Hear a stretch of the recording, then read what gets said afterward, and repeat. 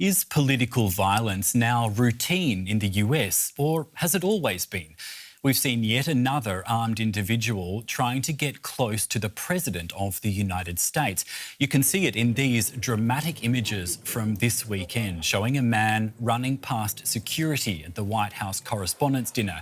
As shots rang out inside the venue, Donald Trump and other senior officials were immediately rushed out. After several security scares and assassination attempts on Trump in recent years, how bad is political violence in the US right now, actually?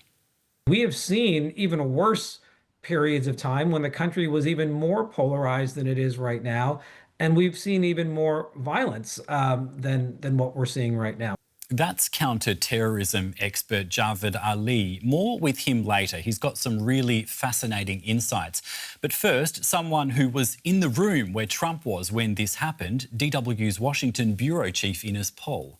We don't know what's happening here. Something is happening. The table up front where the president and the vice president were sitting is clear. There's a lot of police here, probably Secret Service.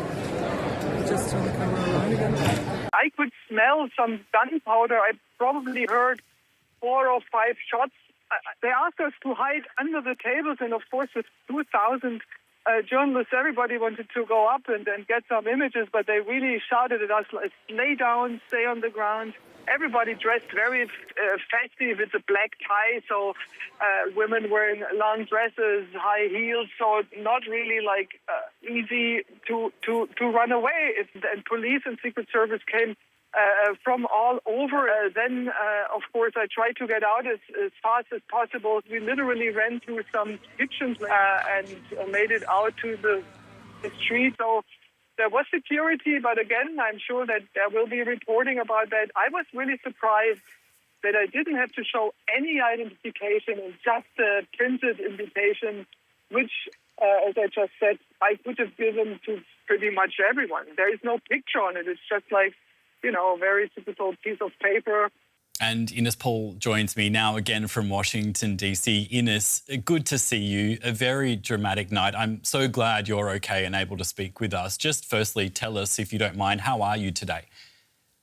Yeah, thanks, John. I have to say, seeing these images brings some bad memories back. I'm fine, and so is Janelle de Malan. She was with me. She's our colleague. She's also doing well. I talked to other colleagues as well throughout the day. I mean, everybody takes it differently. I have to say, Jared, that the security training Deutsche Welle offers to its colleagues really helps, not only in this very situation when you're kind of trained, to look around. When you enter a big, dark a room with little doors like this ballroom last night, how do I get out if something happens? We actually talked about that when we got in there, Janelle and I, but also like how to deal with stress situations. I just went through the security training again 2 years ago because reporting in the United States obviously is asking for that training. And I think it also kind of helps to deal with the aftermath. And by the end of the day, it turned out okay, right? Nobody got really hurt. The policeman got shot, or security agent got shot, but he was wearing this vest. So it turned to be out not as traumatic as it felt in the first seconds and minutes. Yeah. Look, would you be able to just take us through how you experienced that moment and, of course, the hours afterwards? Just what happened from your perspective? So we got into the ballroom around 7:45 or so. This is all local time. Of course, the dinner was supposed to start at 8. The big question was, when will Donald Trump come and when will he speak? Will he be there from the beginning on or not? So we were all kind of surprised that he came pretty much on time, and then we were served the pre-course. This is, of course, a festive dinner. This is a yearly dinner which is there to celebrate the First Amendment, freedom of speech, and colleagues who are covering the White House are there together to just have a fun night. And especially these times, covering the White House, this beat is really demanding. So we were sitting there with really great colleagues from all around the world, from France, from Poland. Next to us was a table with CNN colleagues, and we were just pouring some wine and kind of started started to feel a little relaxed, and thought, well, okay, it's tough. It might become tough when Donald Trump starts to speak, but let's just have some fun and enjoy this very moment being together with fellow journalists. We got some salad on our tables. It was prepared, put on some salad sauce there, and just had finished this first course. When waiters came in and put out these big fold-up tables, where they put on the big trays with the main course, and then I heard something, and it was unclear, are these shots or not? Then people shouted, like, these are shots, and then right away the door opened. It was hard for me to say what happened first and second, and security ran into the room. And what was surprising, and I really didn't know that beforehand, that there is security, Secret Service all over this ballroom and placed on different tables, so they were able to react from all different direction. And that was, of course, also disturbing, because we didn't know, is there another shooter in the room? Is the shooter still in the room? Is something else gonna happen? So these first minutes, to be quite honest, were pretty scary, also because Secret Service was pretty clear in forcing us verbally to hide on the ground, and some people were literally crawling under the tables and being down on their knees to make sure that if more shots would be shot, nobody would get hurt. Yeah, and just a really, really scary moment, as you've described how you felt. Ines, just talk to us a little bit more about the reactions of the security forces, both in the moment and the hours afterwards. How would you describe it? So apparently really great. The shooter was on the second floor, ran down.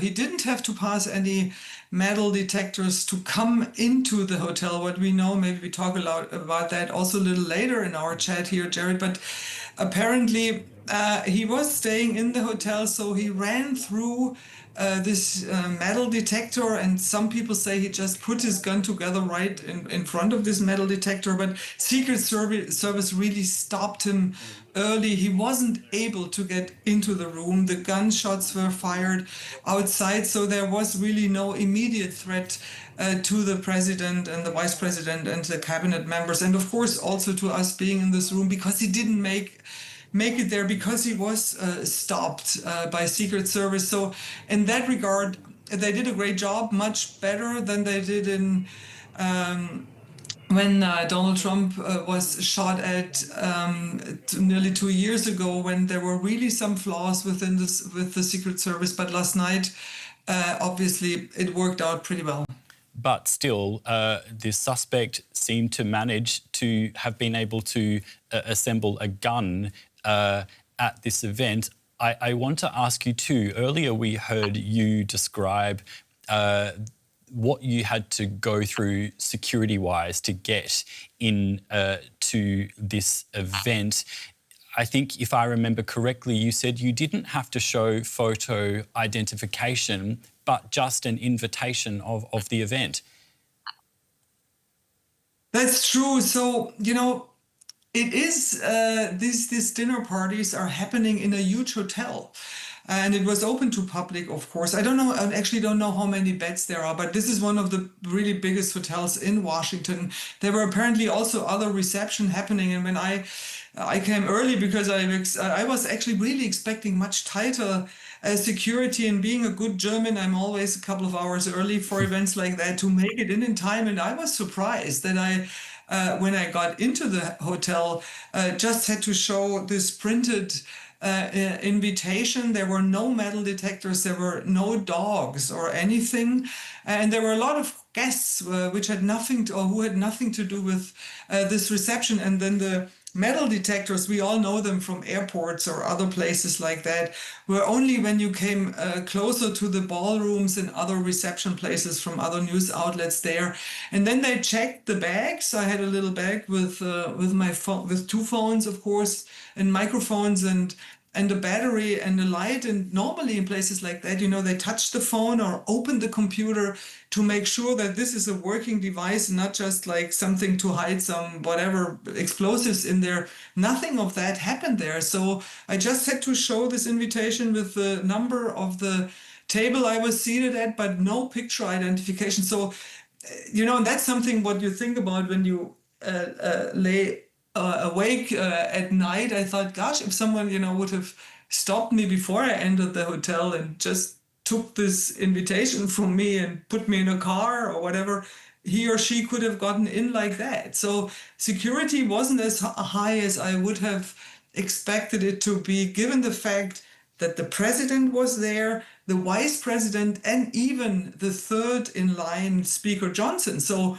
if something big would have happened in this place, all three leaders of this country could have been hurt, or if not even killed, if someone would have been able to blow up a bomb or whatever. So really surprising, given the fact that also so many high-ranking members of government were at this place, that security was so little. And I'm sure they will be talking about that. And Jared, we talked about that last night, but for people who didn't watch us last night, Reagan was shot at this very hotel outside. Right. So there is like a little bit of a bad vibe when you go there for these presidential events.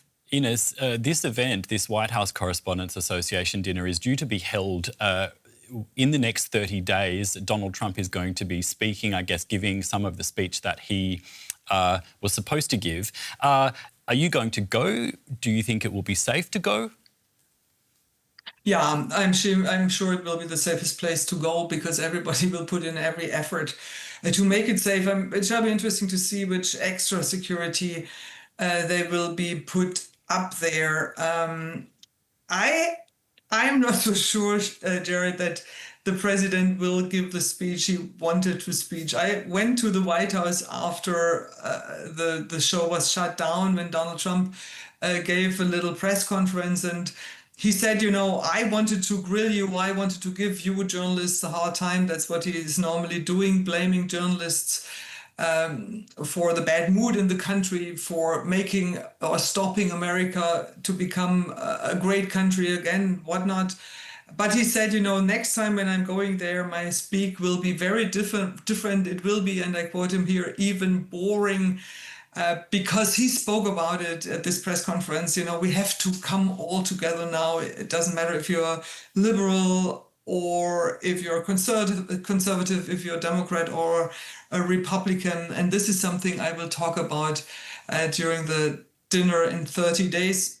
Having that said and thinking about it, 30 days, of course, is also a long time with this president. So we shall see how the mood will be there. Absolutely, that's going to be very, very interesting to see what happens between now and then. Ines, a suspect has been arrested. What can you tell us about this suspect? So the name is out. We, as Deutsche Welle, we don't do that, but here in the United States, the name is out. There are also pictures out from this young person. We know that he wrote a kind of a manifesto. We heard from Donald Trump himself that he was attacking in this manifesto, in these papers, which on these notes he also apparently sent out to friends right before he started this shooting, saying that he hates Christians and also criticizing the Trump administration. So Trump draws the conclusion that he wanted to attack him, to shoot him. But this is all still like an ongoing investigation. So, nothing is really confirmed. And I think we should be careful with spreading information which is not confirmed. But I'm sure we will learn more over the next couple of days, what exactly he put out there and whom he was targeting. But I mean, it's pretty likely that he was trying to get Donald Trump or a member of his administration, as he was storming or trying, I shall say, to storm this ballroom where the president had just arrived 25 minutes earlier. Yeah, and just for a bit of clarification for those watching, when Ines says we don't do that as Deutsche Welle, basically Deutsche Welle upholds the German press code, which avoids naming suspects and showing their faces, which is why Deutsche Welle is not doing that. Ines, can you help us understand how this is being treated? The White House is saying that Trump was the target of what it's calling an assassination attempt. How are investigators looking at this? I think just like that, it's of course a major story, and they are under a lot of pressure to get as much information as soon as possible. And the president himself, of course, has a huge interest in finding out who this person was and what his background is. I mean, this comes all in a situation in which the United States isn't in a good place. You know, we're talking a lot about how polarized this country is and how toxic the political discourse is. And I mean, I think in the first moment, everybody was really relieved, really regardless of their political standing, that nothing happened to the president or the vice president or the first lady or members of the cabinet. But you're already seeing a lot of conspiracy theories, people claiming that this was staged, others, of course, blaming the right-wing media or whatever, which stirred up or kind of got this person to the mindset that he wanted to kill the president. So I think it's only a matter of hours or days if this kind of hold back discussion will become as toxic as everything is right now in this country, which is of course traumatic, and which might be one reason why all these attacks are happening, all these assassination attempts. I mean, this is, at least what we know of, the third time that President Donald Trump was attacked by people who tried to kill him in Butler. We talked about that earlier during a rally, and then also when he was playing golf on one of his golf courses. So yeah, it's a very violent country, and we always have to keep in mind that there are more guns in this country than people, that it's in many states very easy to get a gun, that there are hardly any background checks, you know, about the mental state of gun owners. So this is something we are living here and reporting on this country kind of used to. This happens in schools, this happens in malls, this happens in private houses. And this apparently also happens in situations where the president is around. That was Ines Paul, DW's Washington Bureau Chief. Ines, thank you so much for your reporting. And as ever, we are so glad that you are okay and were able to speak with us both during that incident and now giving us your insights. Thank you so much. Thank you, Jared. Javed Ali is Associate Professor of Practice at the Gerald R. Ford School of Public Policy at the University of Michigan. He previously served as the National Security Council Senior Director for Counterterrorism. Welcome to you. Thank you so much for your time. I'm interested, what was your reaction when you heard about this incident at the Correspondents' Dinner with Donald Trump? Well, thank you for having me. And just like everybody else who was watching the news or heard of the news, another disturbing development, and it appears another, at least potentially another assassination attempt against President Trump, at a minimum, and perhaps other senior figures in his cabinet or in his administration. And thankfully, the assailant's plan did not work, but a lot of questions about this person's motivations, their preparations, the security at the event itself, and now what, if anything, will change moving forward. Yeah, as you say, Donald Trump has been the target of a number of assassination attempts as president. How surprising is it that someone with a gun was able to get into his vicinity and fire shots? So what we're learning now is that the attacker engage in a very deliberate and methodical plan, which began from not only thinking about what they were going to do, but then taking all these practical steps. They drove across the country from California to D.C. That is a 2,000-mile plus journey by car, so must have taken a few days at a minimum, checked themselves into the Capitol Hilton, so they clearly knew what they were targeting in terms of the White House Correspondents' Dinner.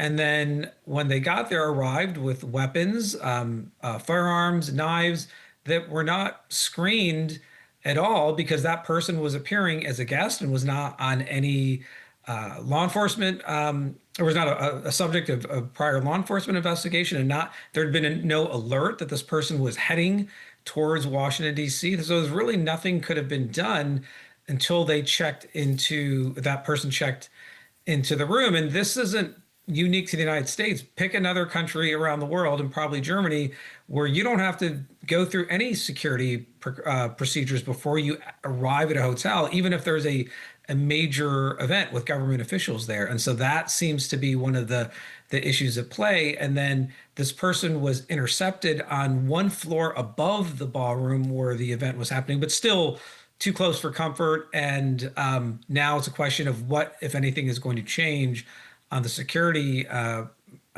for security protocols going forward. I would have to imagine on the Secret Service side, they are not going to have another one of these events in a non-government facility, or at least a facility that can't be controlled and sterilized for some period of time before you have the president, the vice president, members of the cabinet, and members of Congress there as well.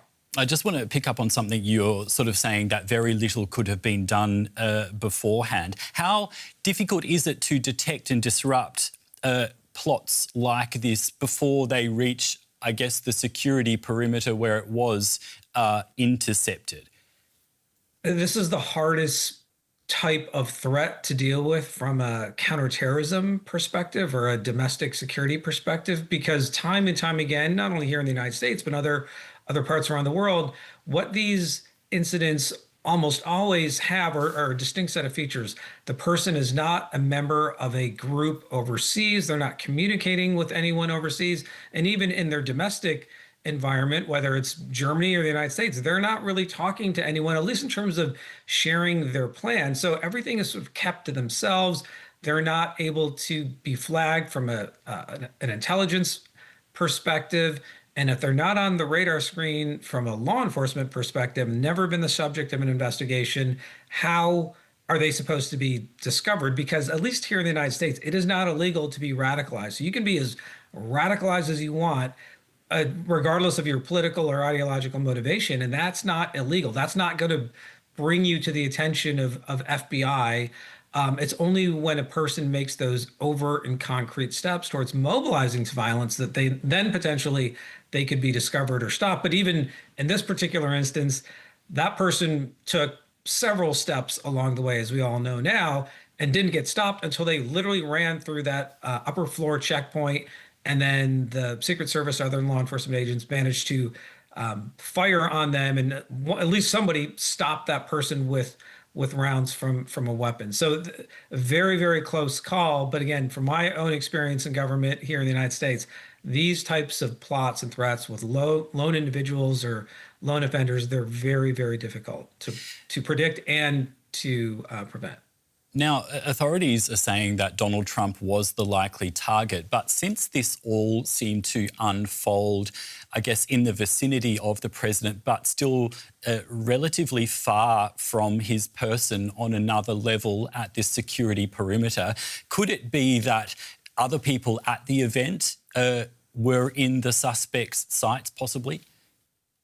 Well, we now know that the suspect has written a manifesto, either in email or hard copy form or some combination of those two things. And in the manifesto, it appears that not only was Donald Trump potentially a target or someone who this person wanted to cause physical harm, but also other senior members in the administration, because there's a whole list of grievances this person had against the Trump 2.0 administration.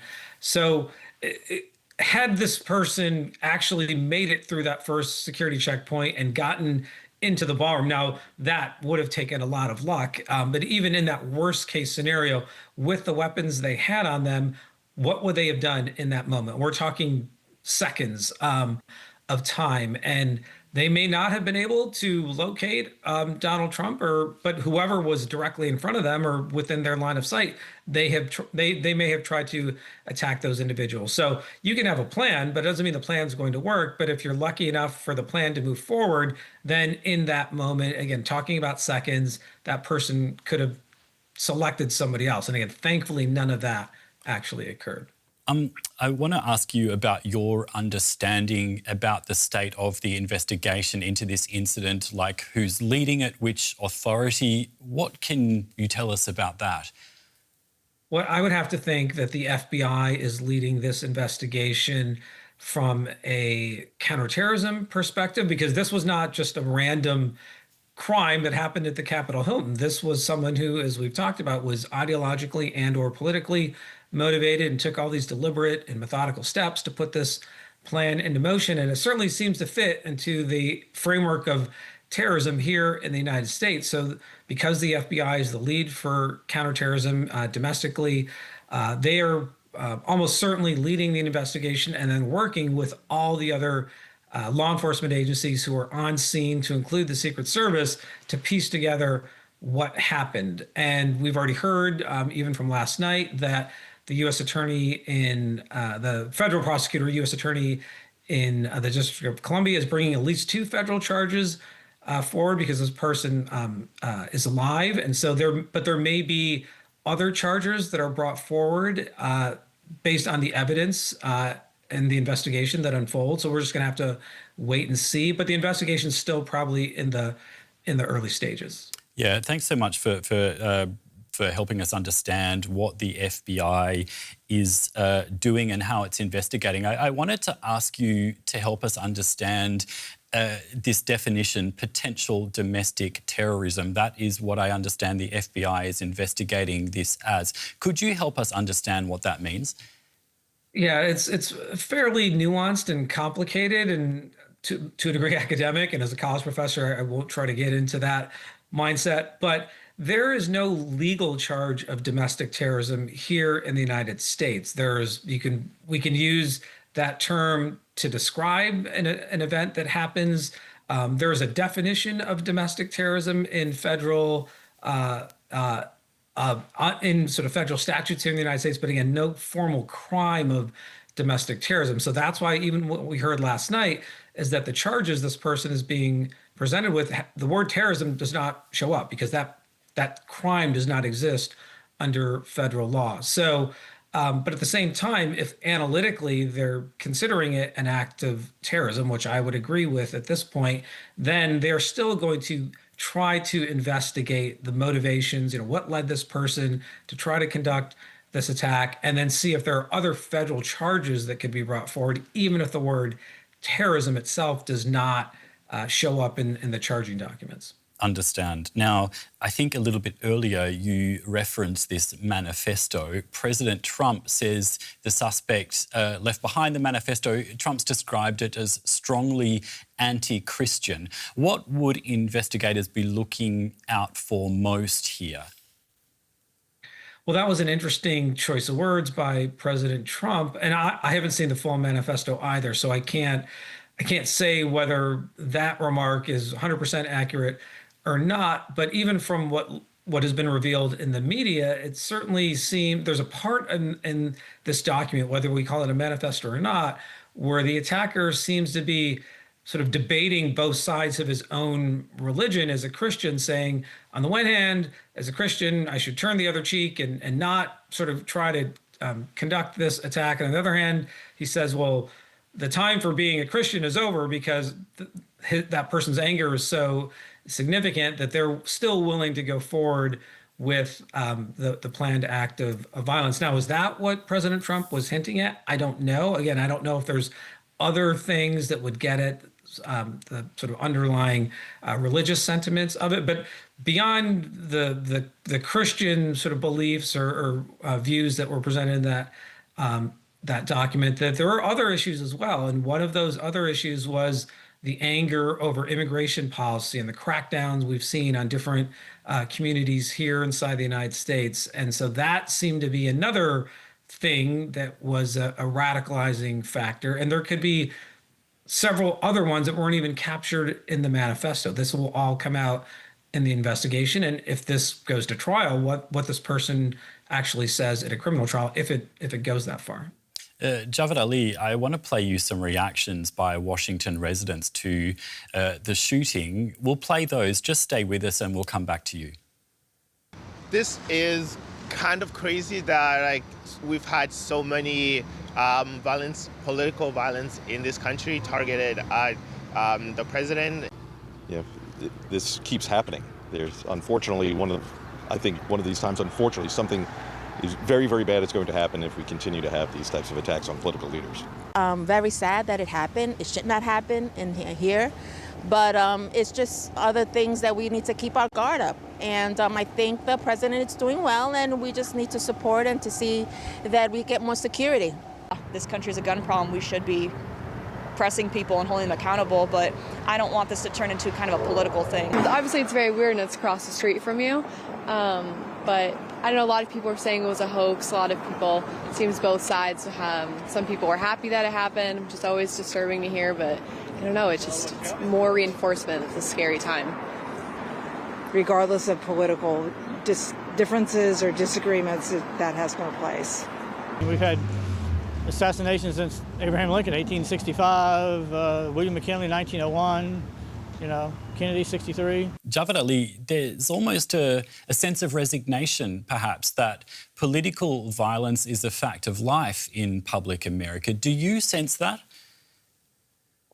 Well, even the last perspective that was on that clip, that was actually the most historically accurate one. There has been a long pattern of political violence here in the United States going back now more than 150 years or 175 years, to include not only the death of 3 presidents, but several other assassination attempts as well. President Ford, President Reagan, we've had 3 now with President Trump. So this is just an enduring and persistent feature of the United States. It's hard to explain why it keeps happening, but the fact that it does keep happening suggests that no matter who the president is, no matter what the domestic political environment is, this phenomena continues to occur. And maybe that's just something that's a very dark side of U.S. history. But it's not, unfortunately, it's not new. Okay, it's not new. You're saying it's an enduring pattern. Is it getting worse? How would you categorize it today?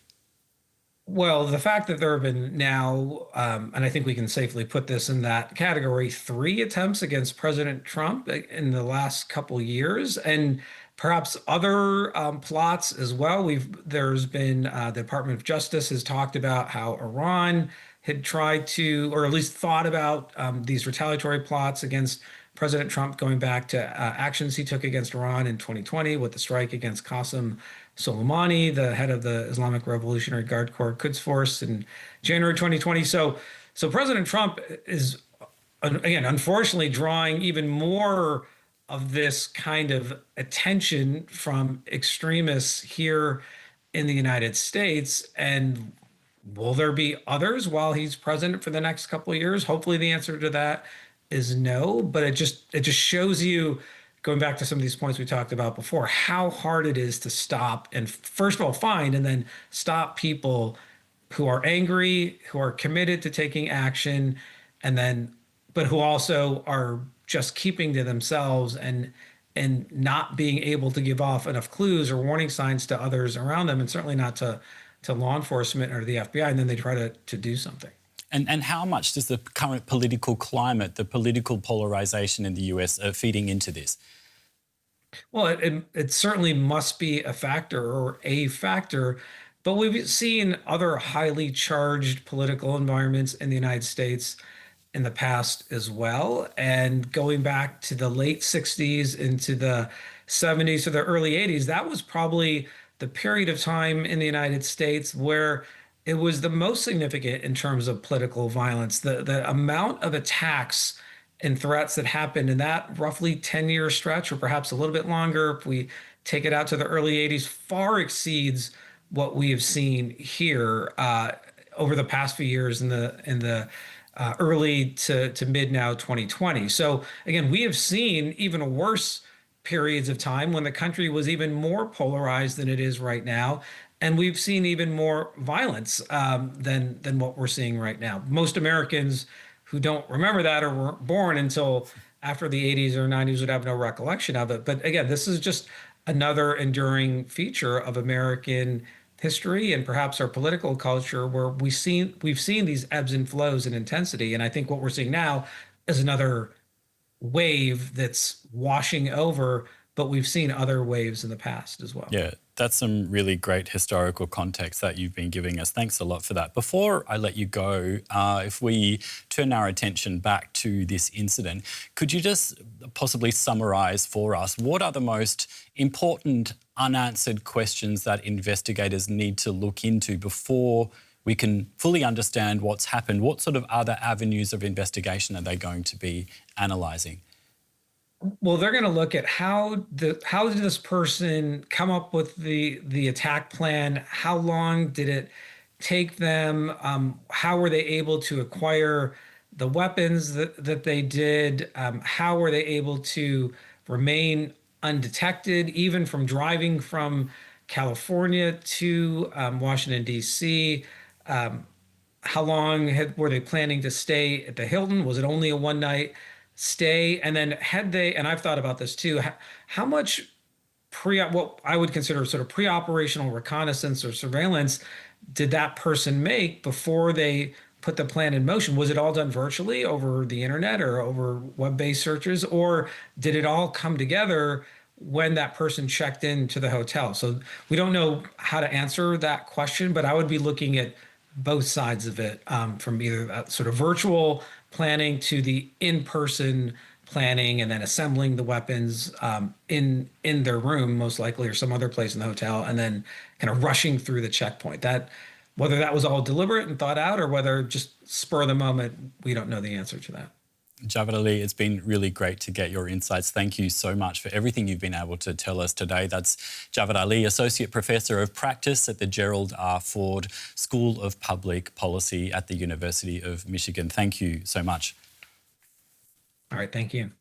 So what do you think? We'd love to get your views, particularly about the state of political violence in the US today, on the back of that really important historical context we just heard from Javad Ali. Give us your take in the comments. If you like this video, please hit that like button. And if you haven't already, don't forget to subscribe. Thanks for watching.